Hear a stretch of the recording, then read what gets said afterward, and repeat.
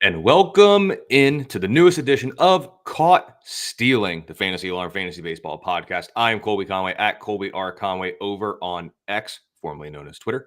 And with me here, as always, Matt Selz at the Selz Man. Matt, it should have been a pretty good weekend for you outside of the baseball realm with your team making it to the Super Bowl. So congratulations. That's the what, fourth out of the last 5 years? Yeah, yeah.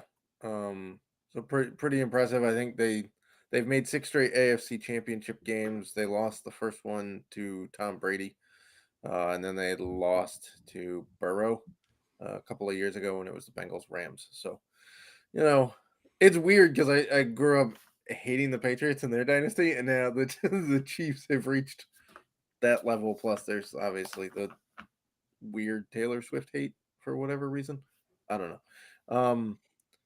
But then my favorite baseball team made a weird decision to retire one of the best City Connect jerseys. Did you see this? The Nats It did not. announced their new lineup, and A, there's no curly W. B, there's no red on basically any of them. And C, they're retiring the City Connects, which are the gray with the cherry blossoms, which look Mm. awesome. Just weird decisions all around. And then they signed Joey Gallo, which was another weird decision. So it's a good thing the Chiefs won, is what I'm hearing. Yeah, plus my EPL teams lost or drew all week. Like, yeah, it was the Chiefs were good. They made up for it.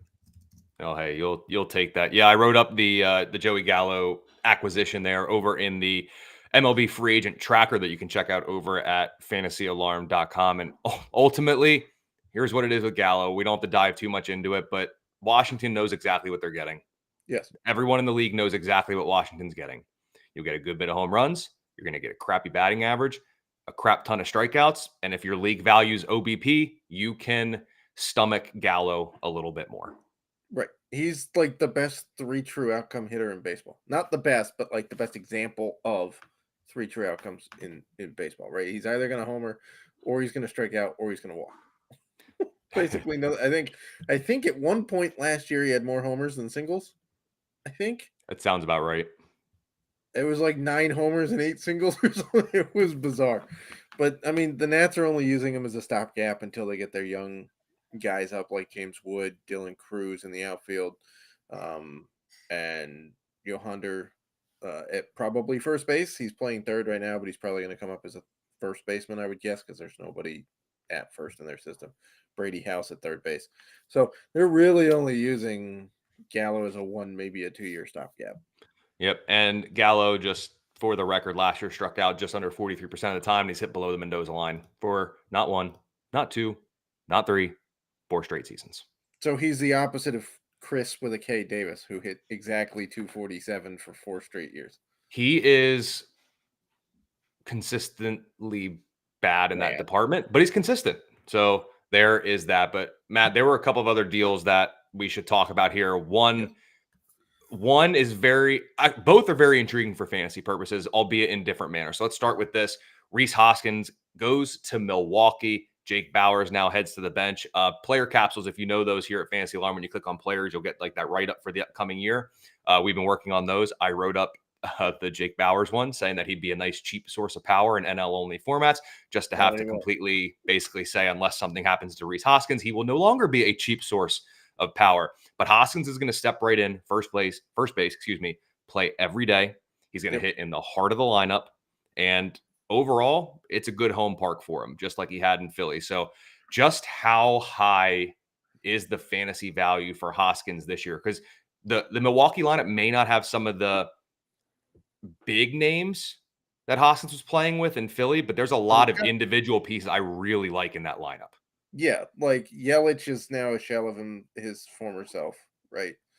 But you've got a couple of really good young outfielders. If Garrett Mitchell is healthy, pretty good. Jackson Chourio should be up from the jump because he signed a deal. You've got some good middle infield help there as well. So it's not a sexy lineup. It is a good home park, and Hoskins can hit anywhere. Now, here's the interesting. So where are you grading him in terms of first baseman? Are you putting him in the just inside the top 10? That's a good question. So let's look here. Let's go over Because to Bryce is now a first baseman, correct. right? So you've added him. So you've got Bryce, you've got Freddie Freeman, you've got Matt Olson.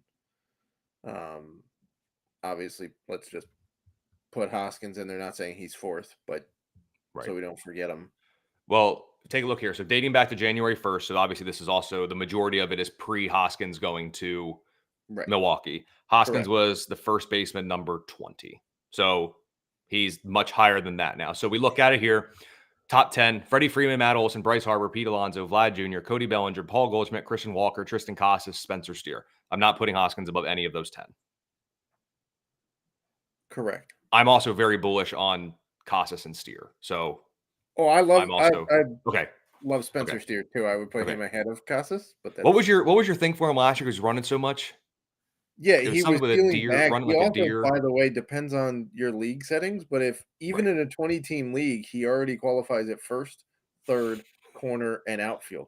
And if you're in a 15-teamer, you can add middle and I think second to it. So like, yeah, he fits basically everywhere but catcher. yep. And you're gonna get pop in Cincinnati, and you're gonna get steals, and they're not taking him out of the lineup because he plays everywhere. So even though they signed a boatload of people, still he's still gonna play. Yeah, I would say Hoskins is in the 8 to 11 range. So if we look lately, the last couple drafts here at NFBC, going around pick 150 to 160. So that actually puts him up at first baseman, puts him right around number 16. So here are the guys who he's currently behind as he tries to inch towards first base to the top 10. So let's just go ahead this way. All right, actually, let's do it the other way. Spencer Steer is 10. I'm still putting Steer above Hoskins. Yes. Number 11 is Torkelson. He had a big year last year. He did. He hit like 30 bombs. I think I might go. I think Torkelson's going to get drafted above Hoskins. His ADP is going to remain higher. Hoskins above Torkelson, though. I would too, because ready for this? Behind him, Yandy Diaz. I'm taking Hoskins. Mm-hmm. They have Salvador Perez because he gets first base. I'm going to throw him to the side for now. I'm taking Hoskins ahead of Josh Naylor. I'm taking Hoskins ahead of Christian Encarnacion Strand. Yes. I would take him at 11 right now, but you can make an argument to put him ahead of Casas. Go like Hoskins, Steer, Casas. I put him in the 8 to 11 range. I'm not like, and the belly thing, I guess it depends on your league, right? Because he didn't play that much first base. It's just what NFBC has there, so they have him slotted at first. But I mean, he's going to go way above. I think the conversation legitimately starts at 10 for Hoskins. I'm just curious how many games Bellinger actually played at first base for the Cubs last year, because again, this is going to come down to, like your league format and how many games it takes. NFBC has him at 59 at first. 59 games at first base last year? I don't know. 84 in the outfield. Yeah, they split pretty evenly. So he's not moving off of first. Yep. Well, he is now. Depends on where he signs. But Hoskins, he's moving up. That's the other thing. Are you concerned because Bellinger hasn't signed yet? So does that knock him down a little bit? I mean, maybe, but when you already look at like the ADP, he was already going about 20-ish picks ahead of Goldschmidt on average. So like, no, I'm not. There are other free agents that haven't signed that I am way more concerned about. There was a question in the Discord about it, and I gave some insight as to why I'm worried about it. The one, I'm not going to dive into it this week because we'll keep things moving, but I am very hesitant right now in drafting Blake Snell till I know where he goes. He is the one I am very, very interested in landing spot. I'm not touching him.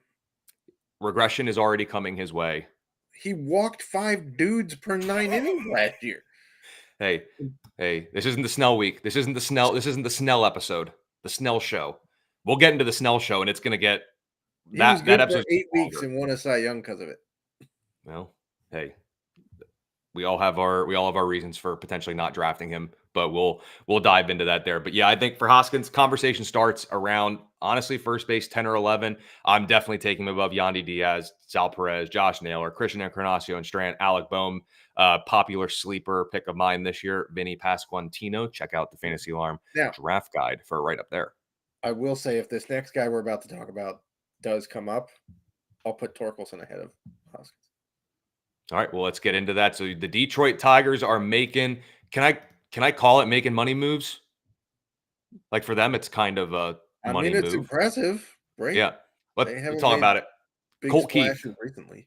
We talked about Colt Keith last year. We were hoping, if I'm not mistaken, we were hoping that he was going to be a late season call-up, just get a little cup of tea or a cup of coffee, whatever your preferred morning drink is, and see what happens with Keith at the major league level. But if there were any questions about where he begins the season now, I think those questions have been answered, at least for the most part. So talk about Colt Keith inking a multi-year deal with the Detroit Tigers.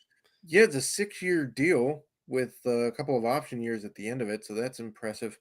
I'm really liking seeing these smaller market teams ink these long-term deals with prospects who have yet to come up, right? We saw Jackson Churios at a record-breaking deal, 8 years, 70-something million with the Brewers without making it up yet. Colt Keith was on the verge of getting called up last year. Like, he's got nothing left to prove in the minors. His 2023 season between AA and AAA was really impressive. And it's going to be very interesting to see what people do in fantasy because he qualifies at both second and third in most formats. He has the bat to carry him at third and has a very big bat for second base. He's going to hit for average. He's got pop. He's going to steal some bags for you. He's basically like a middle of the order type hitter for Detroit. Now, is he going to hit the ground running and be like a 330 guy right off the bat? No. Obviously. There's going to be, it's a prospect. It's going to take some, maybe he starts out hot. Everybody's like, ooh, and then people start throwing him curveballs and he doesn't know what to do with them, right? We've seen that happen. Just look at Ellie De La Cruz, who crushed the first 2 weeks of fastballs he got, and then people started figuring out, hey, just throw the guy off speed and breaking pitches until he figures out how to hit it. And then now there's all this talk about, is that guy any good? Well, yes. So Colt Keith will be up, I would expect, for opening day. They have nobody blocking him on the major league level at either of those positions. So very exciting. I'm not going to go hog wild and take him as like a top 10 second base guy or top 10 third base guy. But as a value proposition, it's hard to overlook Colt Keith and what he could bring to the table. Because again, people are afraid of Detroit's home park. Torkelson hit 30 bombs last year, right? Miggy is going to be a Hall of Famer in like 5 years. Played most of his career in cavernous Detroit and still put up MVP numbers. Guys who can hit are going to hit anywhere. So that's, yeah. I don't know that you get a better value prop than Colt Keith right now. Let me ask you this, because I'm looking, I just know from my DFS adventures last year, looking at player props, Detroit does have Andy Ibanez on the bench. We know that he was a southpaw killer. When Detroit faced lefties, you really liked slotting Andy Ibanez in there. He was also cheap. I understand it wasn't just that he hit lefties well. Is there any chance, and it's apples to oranges, but seeing how Torkelson had some struggles early on, again, not necessarily splits-wise, is there any concern or thought in your mind that the Tigers maybe early on protect Keith against lefties? He hit them well in the minors. So I'm just kind of asking, young kid, MLB debuts coming up, first year, do they try to protect him against left-handed pitching? I mean, or do they try to let him go out there and try to figure out, and if he struggles early, then protect him a little bit and give him some time? How do you think that plays out? I mean, it's possible, but I don't know. I think they're at the point where they've got to start developing their guys and start opening the window in what is a trash division. I'm sorry, AL Central, but I mean, no, I'm not disagreeing with you. That gets you excited. Like, somebody's gonna have to win this, right? It's like the NFC South of baseball, right? Like, somebody's going to have to win it. They may be 81-81. Yeah. You can't tell, like, honestly, the Tigers are kind of exciting. I mean, yeah, with how many times Javi Baez is actually going to make contact with a baseball. Like, But I mean, you could the argue fact they're that the he most didn't exciting strike out team. for, I mean, Javi Baez didn't strike out for 6 straight games last year, and it was a career best mark. Hey, I mean, I'm just telling you. I mean, come on. So I don't know. It's interesting though because you make the argument like, are they going to protect him? But then you look at all their like other lefty bats and like Zach McKinstry, who's penciled in as the starting third baseman, is also a lefty. Colt Keith, starting second baseman, is a lefty. Riley Green is a lefty. Kerry Carpenter's a lefty. So like, if you take some people out against lefties, who so and even if they platoon him, you're still getting like 80% of the at bats. Yeah. I think So you're going to be fine with. I think you'll be fine with Cole Keith. Let me ask you this as we wrap it up on him and move to what we promised we would talk folks about last week. yeah, Higher or lower? Colt Keith 2024, 249 and a half batting average. higher, 14 and a half home runs. higher. 15 and a half home runs. I'd say That was a good one. 15. That's what I should have came out with that line. I would say 15's probably what I would expect. Yep. And then I mean, so across AA and AAA last year, he combined over what is that, 146 games to hit 27 homers with 88 runs, 101 RBI, and he hit. I mean, he's not going to hit like the 290 mark that he hit for in the minors. But could he hit 260? Yeah, he could hit 260. So 260, 15 homers, and 70 plus runs and RBIs. Maybe 60 each runs and RBI. But still pretty darn good. I mean, his ADP right now is obviously going to rise now with this news. But let's see a couple of recent drafts. I mean, he's still going outside of pick. Like his min pick is 211, which came a while back, like early in the offseason. Sure But you're going to get him anywhere close to that. Since January 1st, his min pick is 256 in NFBC. I will be jumping all over that if he is still available at that point, which in the coming weeks, he won't be. We know it. It's a pipe dream. But if you draft early, Colt Keith's your guy. Yeah. Easy enough. So those are some of the recent signings. Make sure you head over to fantasyalarm.com. Check out the MLB free agent tracker, all the free agent signings. I am writing them up, or Matt is jumping in as well. We are getting them written up. It is updated. And if you haven't seen, the 2024 Fantasy Baseball Draft Guide is available. Go check it out at fantasyalarm.com. If you're an all-pro subscriber, guess what? You get immediate access. It is free. If you're not an all-pro subscriber, you don't want to join and talk to us in the Discord. Maybe you have a vendetta against Matt. Maybe you hate the Houston Texans and Pittsburgh Pirates, and you just don't want my insight. Don't worry about joining the Discord. You can buy the draft guide itself per the site. One-time payment, $24.69. So go check that out. And guess what, Matt? What's better than one cheat sheet? 2 cheat sheets, seasonal baseball and best ball. If you're over on Underdog, NFBC doing best ball drafts, we have a cheat sheet there for you. Howard Bender is crushing that work there as well. For seasonal fantasy baseball, we have you covered there. But of course, we'd love to see you in the Discord. We'll answer all your questions throughout the season. Happy to help there. But Matt, last week when I was in the Airbnb in South Carolina with minimal to no Wi-Fi, and we somehow made it through with minimal disruption. So if there were some issues, I do apologize. That would have definitely been on my end there. But we talked about last week that you could expect us to talk about expected statistics in this week's segment of getting back to the fantasy baseball mindset. Matt, for fantasy football, there's expected, fantasy points in football. There's, you got the average depth of targets, you got the yards per route run, you got all the expected numbers, but perhaps fantasy baseball utilizes expected statistics the most. And you might see those beautiful acronyms, XBA, X slug, X WOBA, anything with X in front of it. You go to Baseball Savant, you'll see X home runs for expected home runs that players will hit. So Matt, let's talk the about tastiest one. You left the tastiest one. Oh, which one did I leave out? X Woe Bacon. Oh, that's right. Which is X Wobacon. Bacon. Yes, I like Bacon better. I know. Yeah, I'm sure. Bacon is definitely tasty, right? Yeah, definitely a tastier sounding name.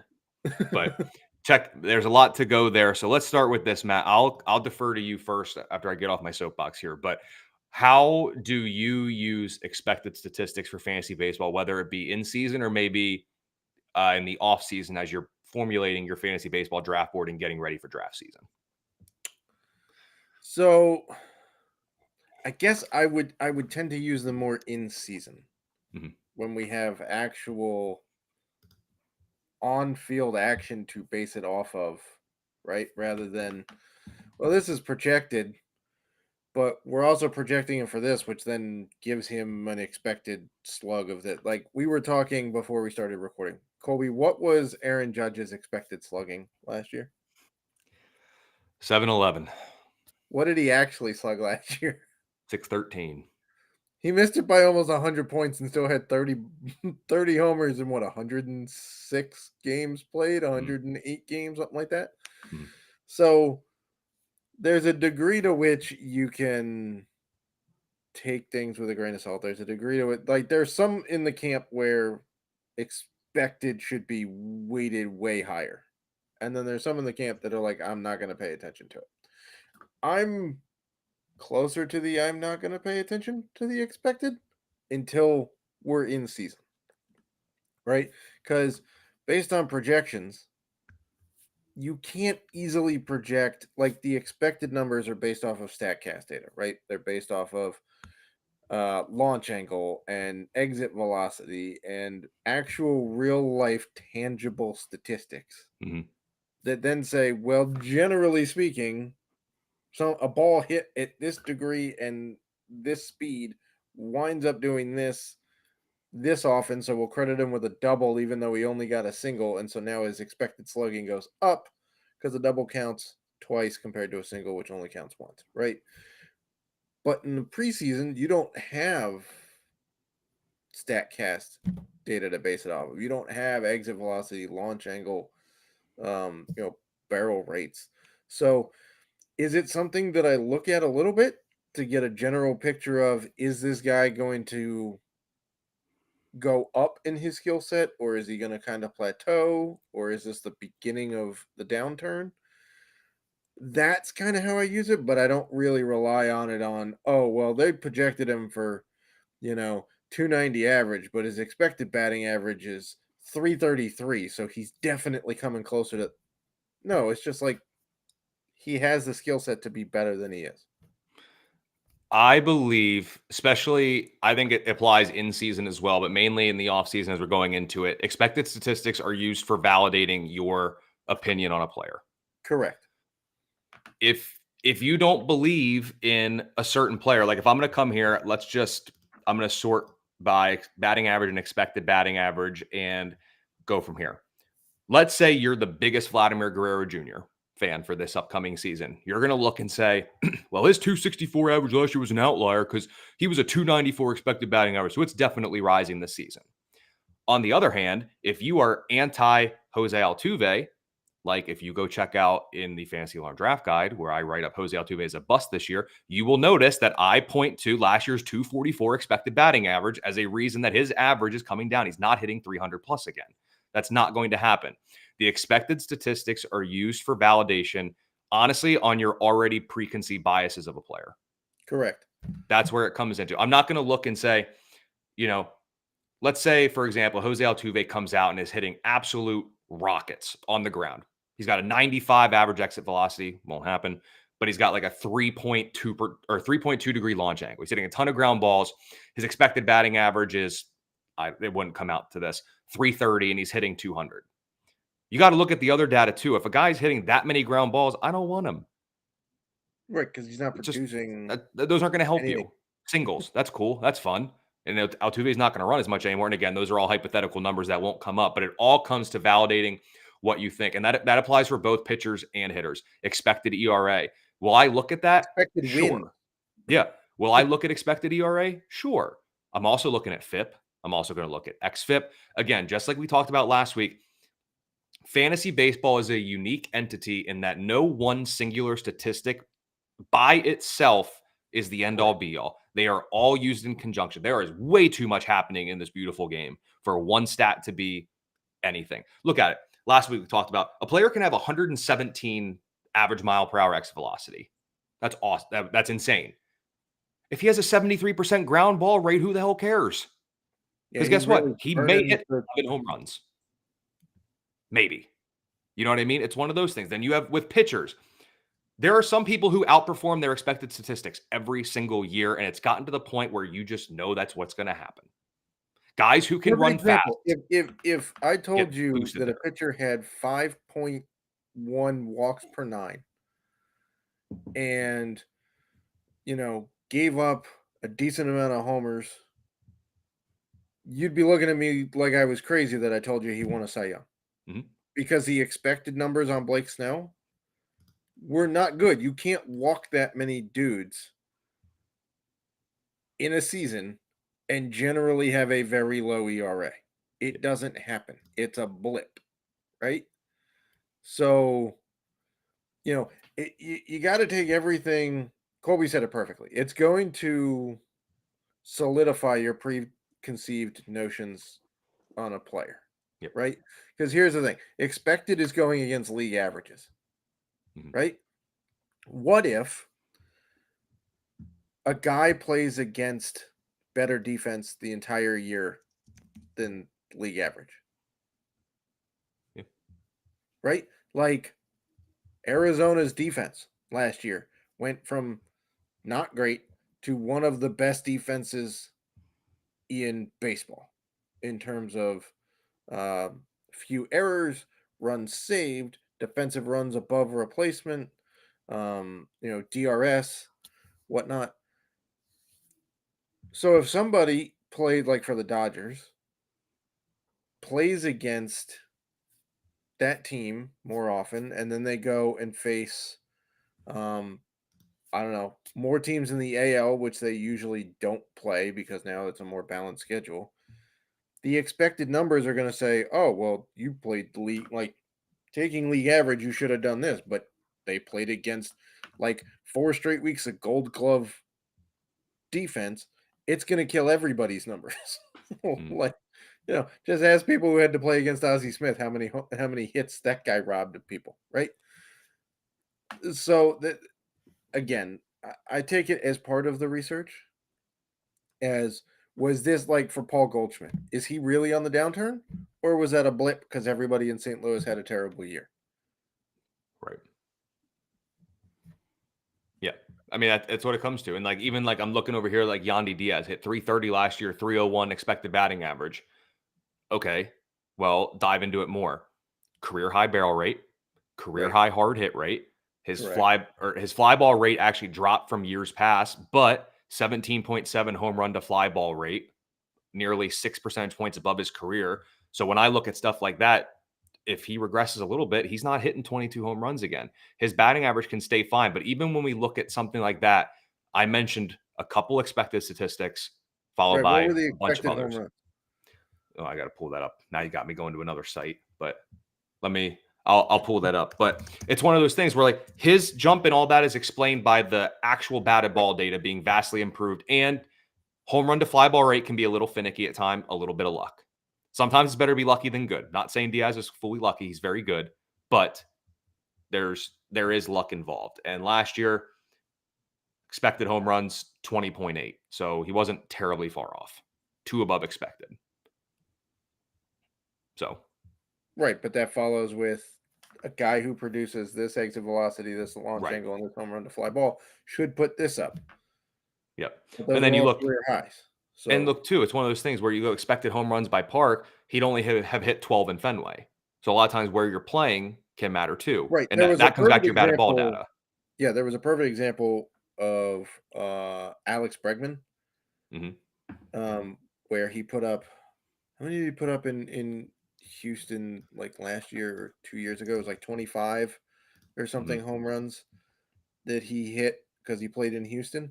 But if you put him in Baltimore, because most of his homers went to left field, which is a shorter porch in Houston, if you put him in Baltimore, he would have hit 10 home runs because Baltimore has the deepest left field in baseball. So, this is why I told people the Juan Soto thing was not a guarantee that, oh, the home runs are going to be great. Yeah, but his batting average may suck because Yankee Stadium is the worst park for getting hits from a lefty hitter in the last 3 years. Yep. Great for homers. Don't hit And it over then- the fence. It's tough to get hits. Absolutely. And then in season, I will tell you, I do love to leverage expected batting average and all those expected data, expected ERA in trade talks. Yes. You will in season. Hey, I know he's doing this. Again, you're validating a notion. Like, I want to trade this guy. I'm going to pick and choose the numbers that I want to focus on. So, hey, don't look at the 220 average. He's got an 8% barrel rate over the last 3 weeks. Expected batting average of 280. This guy's bound to bounce back. And all I'm asking for is one of your top 15 starters. That's it. Like, hear me out. Like, in season, the expected statistics and being a little savvy with those numbers can help your team improve with some trade talks. And also maybe you're going to use it to buy a bounce back from a player. That's as well. So that's how I like to leverage that data. Again, it just validates your preconceived notions of a player. If you want them to bounce back in 2024, you're probably going to try to find the expected statistics that indicate that. And if you believe regression, you're going to look at the expected statistics there. Matt, we've had a couple of free agent signings here. I want to touch on these really quickly, not dive too much into them. Again, you can read full write-ups over in the 2024 free agent tracker at fantasyalarm.com. That is, I believe that's free to look at, but of course it's in the draft guide as well. So Matt, a couple of deals. Texas is bolstering their bullpen. They added Kirby Yates earlier in the offseason. Now they brought in David Robertson. Jose Leclerc looked like he had the clear path to pretty much all of the saves. And now Texas brings in a very veteran presence in David Robertson. So how does the David Robertson signing, in your opinion, jumble up basically the ninth inning of the Texas bullpen? I don't know, man. At least you're honest. I was talking to a guy in my home league last night who was like, yeah, I may have lost a keeper in Leclerc because Robertson. I'm like, well, which version of Robertson do you trust? The one that pitched for the Mets or the one that pitched for the Marlins that couldn't hold the job when all he had to do was beat out Tanner Scott, who decided not to get anybody out? Like, or are we just going closer by committee? Ride the hot hand? Like, I don't know. But I did pose you this question. Mm-hmm. Which of these three save situations are you more comfortable in heading into this year? Texas with the Leclerc, Robertson, and maybe Kirby Yates that was signed. The Padres, who seemingly all they've done is sign relievers. Mm-hmm. Right? They already had one signed to a multi-year deal, and then they brought in two, one from Japan and one from the KBO. Or the Phillies, who now don't have Craig Kimbrell and are back to their like 7-headed bullpen monster. Which one do you have more faith in going into the season? You can pick the right one for fantasy. Yeah, let's put it that way. I think that's what it's going to come down to. I think San Diego has so many options that I think they're probably going to go closer by committee. I really like Yuki Matsui to take it over. I have concerns about hand size. Well, he's tiny, man. He's like 5'6". I know. I like him at some point to separate from there, and I like his ADP. I'm willing to take the risk. His ADP is nice. That's also where it's coming into play. Suarez, and there's who the heck did they get from the KBO? Wusako. Yeah. So also, yeah, I'm not convinced of him. Not a great name for a closer. No, I'm not convinced of him getting ninth inning work. I think it's Suarez and Matsui. I like Alvarado to step up for Philly and hold the role over Kirkering. Yes, at least in the beginning, and we're gonna hope that the lefty stays healthy and can control the zone. That's the other thing we're hoping for. We're crossing all fingers and toes, right? Yeah. Yeah. My dog over here, I got his toe beans crossed right now because that's what you're going to need for everything in that bullpen. The Texas one is interesting because I do believe Texas will not put Robertson in the ninth until he can shed the I want to say the stink, but I'll be a little bit more delicate and say the stench from the end of his 2023 season. Texas has big aspirations again. I think they're going to start with Leclerc, but his leash is significantly shortened with Robertson coming into the fold. But I do believe Leclerc's going to be the guy to start. I do believe they go committee at some point, especially if Robertson comes out in the first month and looks great and Leclerc is average at best. That's going to become a full-blown closer by committee. That's how I view it. So I don't know. It's a very interesting situation, but I kind of already tipped my hand there. Leclerc's going to open the year as the closer. Robertson will get save chances, but he's got to prove that he's not Miami David Robertson. That is what has to happen. Matt, this one's near and dear to my heart with the Pittsburgh Pirates. They brought in Aroldis Chapman, 1-year deal. Just screams they're going to let him pitch probably the 8th inning and then trade him at the deadline and try to recoup some prospects since he's on a 1-year deal that's somewhat tradable. So do you have any, I'll get to my thoughts then, but do you think Chapman has any, let's say the league doesn't value holds, it saves only. Does Chapman have any value in Pittsburgh with David Bednar still there, despite me saying he's going to get traded for what feels like the past 3 off seasons or 3 mid seasons? Excuse me. I don't think so. I mean, I don't either. We saw Texas couldn't put Chapman in the 9th in like key situations down the stretch, right? I mean, he got out of it in the World Series, but that was a roller coaster of an outing. Yeah, I think if you're in a saves only, that Chapman has basically zero value until or if Bednar gets moved at some point, then take a shot on Chapman. But who knows? Because we there might be a different arm in that pen that they trust more than Chapman at that point. I don't know. There are some intriguing arms in the bullpen there for save and hold leagues. I think Chapman's very, very useful because if anything happens to Bednar, he does step in the 9th inning role. The Correct. only reason I don't believe, so here you can look at this 2 ways. Pittsburgh could use Chapman in the 9th more than Bednar because they want to pad the stats, trade Chapman at the deadline. Chapman's on a 1-year deal, whereas Bednar's not a free agent until after the 2026 season, looking at it here. So if you move Bednar out of the closer role, you're saying Aroldis Chapman's a better closer than him, potentially, and you're inherently reducing the trade value on Bednar. Because how can you look another team in the eye and say, this is a guy you want in the 9th? We clearly trust him so much to put Aroldis Chapman in the 9th over him. They have to protect the ability to trade David Bednar for as much as possible. They can't put Chapman in the 9th more than Bednar because Pittsburgh should be banking on the return from Bednar, not Chapman. They're going to move Chapman. That's a guarantee. But they're not going to get a top flight anything. They have a better chance of getting a meaningful prospect for Bednar, who would still be under team control for the last half of 2024, all of 2025, all of 2026. And we know how relievers are priced at the deadline. Correct. Pittsburgh needs to protect Bednar's trade value. So if people in your league are worried about Chapman coming in and Bednar drops a few spots in ADP, I'm jumping all over it. Also, I'm a little by the biased. way, it's not like Bednar did anything to lose the role last year. No, not at all. He was great. Yeah, he put up a 2.0 ERA, and by the way, going back to expected statistics, his expected ERA was 2.84, which, by the way, is not terrible either. So, and he had 39 saves. There's zero reason that they're going to move Bednar out of the closer role, and I see projections Bednar having 32 saves and Chapman getting 6. Yep, Bednar is the one you want there. But hey, people in your league are worried about it. Let them not draft Bednar. You jump on the value. I'm biased, but Pittsburgh should win a good number of games this year. And we've seen in years with worse Pittsburgh teams that the closer puts up half decent save numbers. So, because Pittsburgh can't blow anybody out. Here's the thing: everybody seems to miss this point on saves. You don't need an elite offense to get a lot of saves from a guy. You need a mediocre offense and a mediocre pitching staff to get saves from a guy.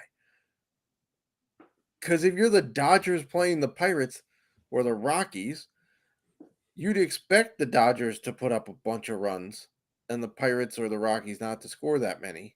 And then guess what? It doesn't matter who's closing for the Dodgers. You're not getting a save that day. Yeah. But if it's the Pirates and the Rockies playing each other, two mediocre offenses and mediocre pitching staffs, you could have like a 3-2, 4-2, 4-3, 5-4 game on your hand. And guess what? You're getting saves. You want closers from mediocre offenses. You don't want closers from the big, bad, huge, massive offense. How many saves did Craig Kimbrell have for the Phillies last year when they Well, were really coming? I was pulling up the Pirates. Bednar closed 39 games, had 39 saves last year, and the Pirates won 76 games. That's more than half. More than half. Because guess what? They're not blowing people out. Yep. And then you have like the Dodgers who won. Dodgers won 100 games last year. Let's see how many saves they accounted for. Really wish I had this pulled up beforehand, but I didn't expect to go into this deep David Bednar rabbit hole into closing and everything like that. So looking at the Giants. All right, okay, the Reds put up 53. The Reds had 53 saves last year and won 82 games. 53, so well over half. Their offense was mediocre for most of it. The star-studded elite Braves who won 104 games saved 52.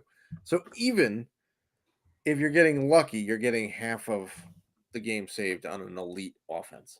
Dodgers won 100 games last year. Evan Phillips had 24. Brusar Gratterall had 7. And then you got a handful of other guys. So they put up 44 saves and 100 wins. So less than half, 44%. Now, that's not to discount the elite closers, but there are some teams that, like, again, just because you're the ninth inning, like for the Dodgers, like Evan Phillips, who's probably going to be their ninth inning guy, but they're also kicking the tires on literally every reliever everywhere. I think the Giants may have set the record for highest percentage of saves. What'd they have last year? I know Duvall had a ton.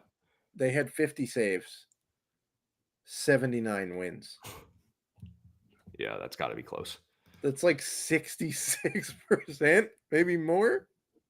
Hey, winning games by only a little bit helps out the ninth inning guys. I'm on this soapbox for like the 4th year in a row because people don't seem to understand this. Hey, that presents some good values in drafts, though. Getting some closers. 63% of their wins were saves for the Giants last year. Nearly 2/3. Nearly 2/3. And the last one here, speaking of a team that honestly I think in 2024 should win some games and maybe not win them by a ton per se. The Cubs bring in Hector Neris. They already have Adbert Alzolay in the back end there. Neris is a very, very good setup man. But if you're asking me, I think Alzolay is the ninth inning man, and he's got a considerable lead over Neris for that job. Yeah, that's just me. Didn't they just bring in Carl Edwards Jr. back to the Cubs too for old time's sake? I think he signed a 1-year deal. He brought String Bean back. I'm not seeing him on roster resource there. I mean, really, the back end of the pen is Alzolay, he's not going to say Merriweather. Yeah, and Merriweather. Those are the 3 in the back end. But to me, it's Alzolay way ahead of Neris. I would agree. Neris had a shot with the Phillies, couldn't seal the deal. Alzolay has shown the ability, and he's the homegrown product, so they're going to give credence to him in those situations. Yep. Over the last 3 years for Hector Neris, 17 saves, 12 blown saves. Now, he has also had a league-leading 56 holds over the past 2 seasons pitching for Houston.